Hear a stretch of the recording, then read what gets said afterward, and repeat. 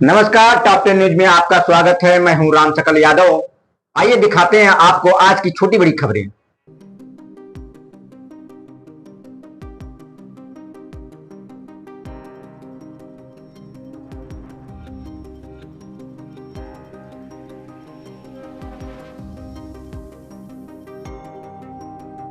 उत्तर प्रदेश सरकार के कैबिनेट मंत्री ओम प्रकाश राजभर ने बुधवार को अतरौलिया स्थित निरीक्षण भवन में जनता दरबार लगाकर क्षेत्रीय लोगों की समस्याएं सुनी। इस दौरान उन्होंने अधिकारियों को मौके पर ही आवश्यक दिशा निर्देश देते हुए शिकायतों के शीघ्र निस्तारण पर जोर दिया।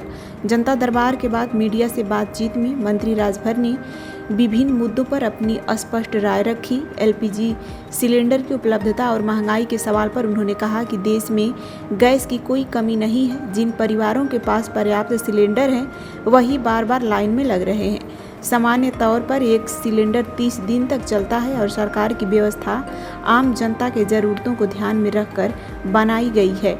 बिजली आपूर्ति को लेकर उन्होंने पूर्ववर्ती सरकारों पर निशाना साधते हुए कहा कि पहले बिजली आने का कोई निश्चित समय नहीं होता था, जबकि वर्तमान सरकार में शहरों में 24 घंटे, तहसील क्षेत्र में 20 घंटे और ग्रामीण इलाकों में 18 घंटे बिजली दी जा रही है।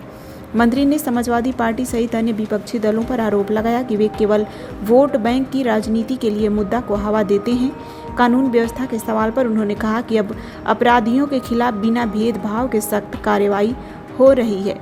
उन्होंने पूर्व सरकारों के समय दंगों और अव्यवस्थाओं का भी जिक्र किया। उन्होंने कहा कि पिछले वर्षों में गांव का जीवन स्तर बेहतर हुआ है।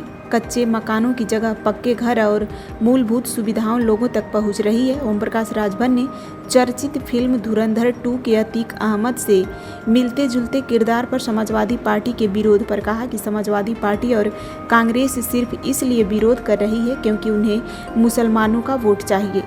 कहा कि वोट बैंक के लिए सपा को अतीक अहमद देवता लगते हैं। एआईएमआईएम के प्रदेश अध्यक्ष शौकत अली के मेरठ में दिए गए विवादित बयान पर प्रतिक्रिया देते हुए कैबिनेट मंत्री ओम प्रकाश राजभर ने शौकत अली को अनपढ़, जाहिल और गंवार बताया। कहीं कोई किल्लत नहीं है और जिसको जितनी ज़रूरत है उसको उतना गैस की उपलब्धता देश में है और दुनिया के तमाम देश भारत को गैस देने के लिए एग्री हैं और दे भी रहे हैं और भारत वो पहुंच भी रहा है। जिस तरीके से 45 दिन की बढ़ा दी गई है, कुछ लोग कह रहे हैं कितने दिन में नहीं हो पाएगा, उसको क्या कहना है?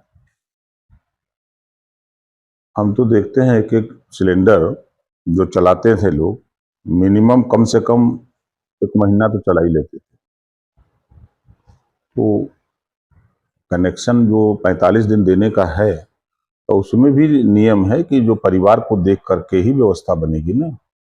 बहुत से लोग हैं आवश्यकता 1 सिलेंडर की है और रखते हैं जो है 5 गो 8 गो सिलेंडर। तो ये तो समाज की आवश्यकता के खिलाफ है ना। परिवार की जो आवश्यकता है उससे ज्यादा है।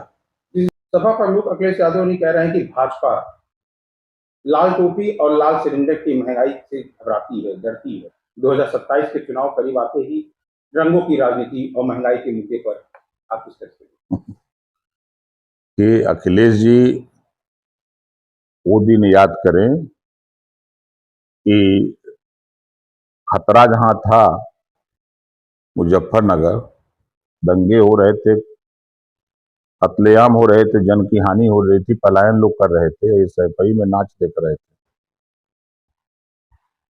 वो दिन भूल गए। और महंगाई, कोई गांव आप बता दीजिए, पूरे उत्तर प्रदेश का कोई एक गांव उठाइए, आज के 15 साल पहले गांव में साइकिल मिलती थी। आज 80% 70% घरों के पास एक एक मोटरसाइकिल, 2 मोटरसाइकिल आ गई। 25 से 30% लोगों के पास 4 व्हीलर हो गया। महंगाई अगर है तो ये कहां से हो रहा है? कल सस्ताई थी तो कच्चे मकान में लोग रहते थे, मड़ई में रहते थे। आज महंगाई आ गई तो लोग पक्के मकान में रहने लगे। जब सपा की गवर्नमेंट थी तो पारी बधी थी कि बिजली इस हफ्ते दिन में रहेगी तो अगले हफ्ते रात को आएगी।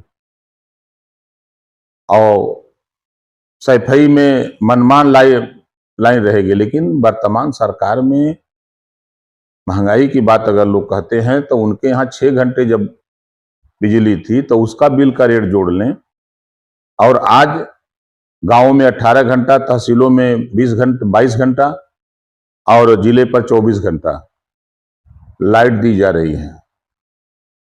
ये नहीं दिखाई दे रहा है।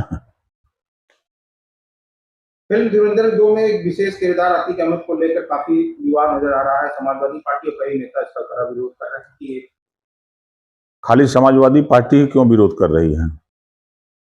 क्योंकि उनको मुसलमानों का वोट चाहिए, कांग्रेस को मुसलमानों का वोट चाहिए। इस नाते उनको अतीक भगवान लगते हैं, देवता लगते हैं उनके। समाज में इस तरीके से फिल्म में अतीक का किरदार दिखाना, जो जिस लायक है उसको उस लायक दिखाते हैं सिनेमा वाले।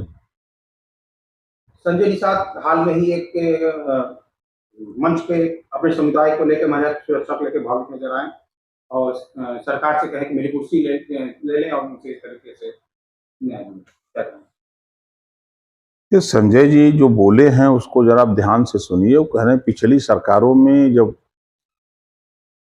समाज के ऊपर जुल्म जाति अत्याचार होता था तो FIR नहीं होते थे, मुकदमे नहीं लिखे जाते थे, उनके साथ न्याय नहीं होता था।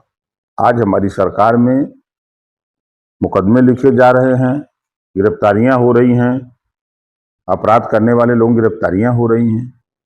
ये बात उन्होंने कहा है और समाज की पीड़ा को लेकर के स्वाभाविक है, दर्द होता है।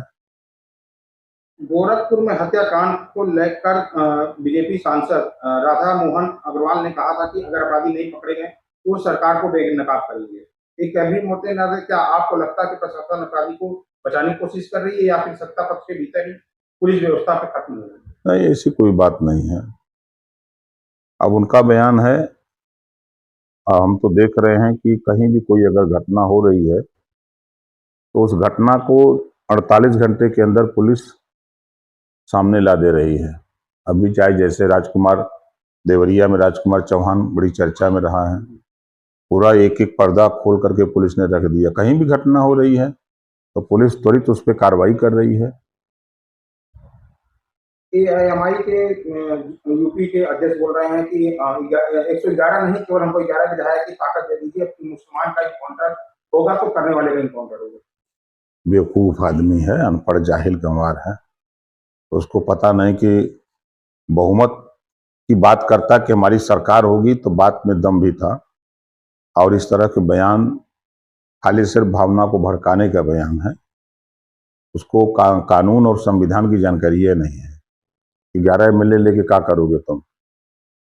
युद्ध की मध्यस्थता करते हुए आज पाकिस्तान में एक बैठक होने जा रही है, समझौता होने जा रहा है, उसके लेके आप क्या कहेंगे? पाकिस्तान में युद्ध विराम, सभी लोग चाहते हैं कि युद्ध विराम हो। पूरी दुनिया के हर देश चाहते हैं कि आपस में लड़ाई ना हो। अखिलेश यादव इसमें टिप्पणी कर रहे हैं कि देश गुरु है और मध्यस्थता पाकिस्तान में हो रही है। तो अखिलेश के जाएगी चाहिए ना मध्यस्थता करें, इनके रिश्तेदार हैं वो सब जाना चाहिए इनको। अखिलेश यादव ये भी कह रहे हैं कि पीएम के बिना प्रोटोकॉल पाकिस्तान जाने वाली बात को याद दिला रहे हैं कि बिना प्रोटोकॉल के पाकिस्तान में। उनका कहना है कि पाकिस्तान मध्यस्थता कर रहा है तो भारत सरकार चुप क्यों है? भारत सरकार चुप कहाँ है, उनको पता नहीं है। पहले ही प्रधानमंत्री जी ने पहल करके टेलीफोन करके बात किया कि युद्ध अच्छी चीज नहीं है, आपस में लड़ना दोनों देशों के लिए खतरा है, आसपास के भी देशों के लिए नुकसान होता है। ऑफिस वाले चुनाव को लेकर काफी चिंतित हैं, कई लोग कह रहे हैं मई होगा, जून जुलाई होगा। मंत्री जी, आपका ये विभाग है कि कब चुनाव होगा, कि कोई डेट, कोई तारीख निश्चित हुई है या किस तरीके से? आज हाई कोर्ट में तारीख है इसी बात को लेकर। जो फैसला हाई कोर्ट का आएगा चुनाव को लेकर उसको पालन किया जाएगा।